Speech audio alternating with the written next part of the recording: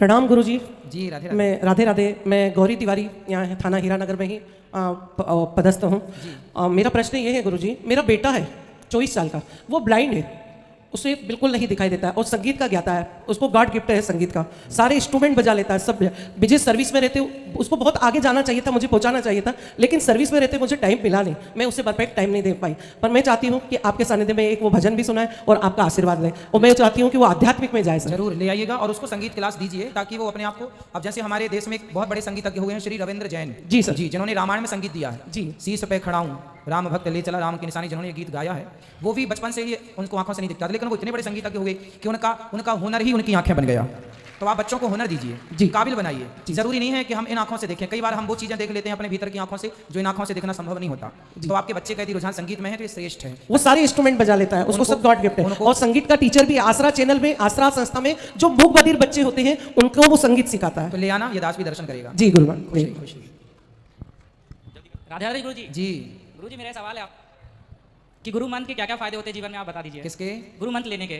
गुरु मंत्र लेने के फायदे, गुरु मंत्र लेने के फायदे ये होते हैं बेटा कि हमें पढ़ने से क्या फायदा मिलता है, हमें स्कूल क्यों भेजा जाता है, स्कूल जाने के क्या फायदे हैं बताओ। सर शिक्षा मिलती है, स्कूल में शिक्षा मिलती है और मंत्र लेने के बाद संस्कार मिलते हैं, संस्कार जरूरी है।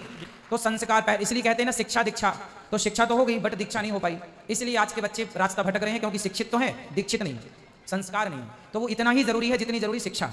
जी गुरु, प्रणाम गुरु जी। खुश रहिए।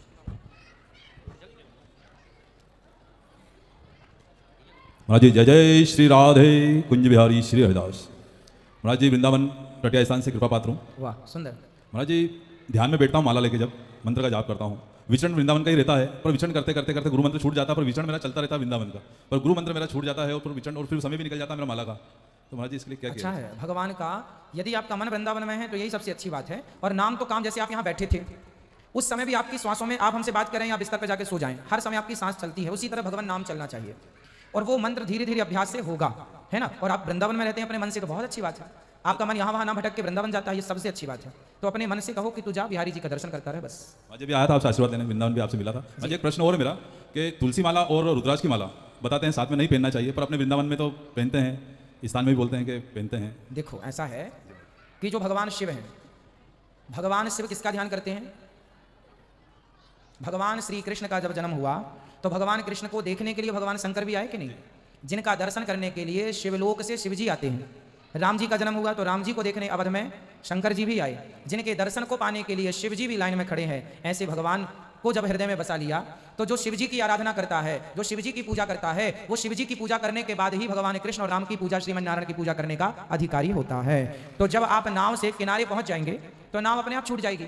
नाव में तब तक ही बैठा जाता है जब तक कि आप किनारे पर नहीं पहुंचे, किनारे पर पहुंचने पर भी आप नाव में बैठे रहेंगे तो किनारे पहुंचने का अर्थ क्या हुआ, तो नाव छूट जाएगी। उसी प्रकार भगवान रुद्राक्ष की माला पहनने वाला जब तुलसी पहनता है तो इस भाव से कि मुझे रुद्राक्ष ने तुलसी तक पहुंचाया, मतलब भगवान शिव की उपासना ने। अच्छा, नरसिंह मेहता को आप जानते हैं, नाम सुना आपने? हाँ बोलो हाँ या ना।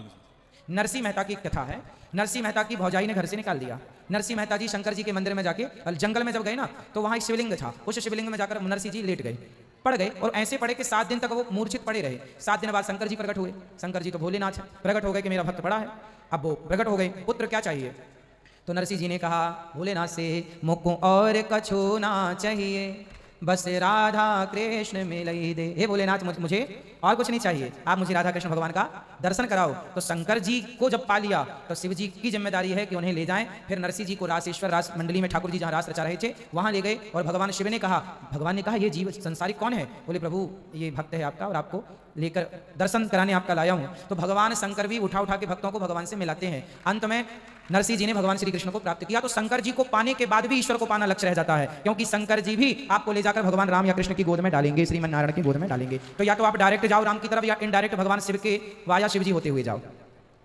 तो इसलिए साधक रुद्राक्ष और तुलसी दोनों भी पहन लेते हैं। कुछ लोग रुद्राक्ष के बाद तुलसी पहनते हैं, जो जैसा पहना है सब ठीक है, पर भगवान शिव की उपासना का फल है कि भगवान श्री कृष्ण की भक्ति प्राप्त होना। श्री राधे दंडवत प्रणाम महाराज जी कुंज बिहारी।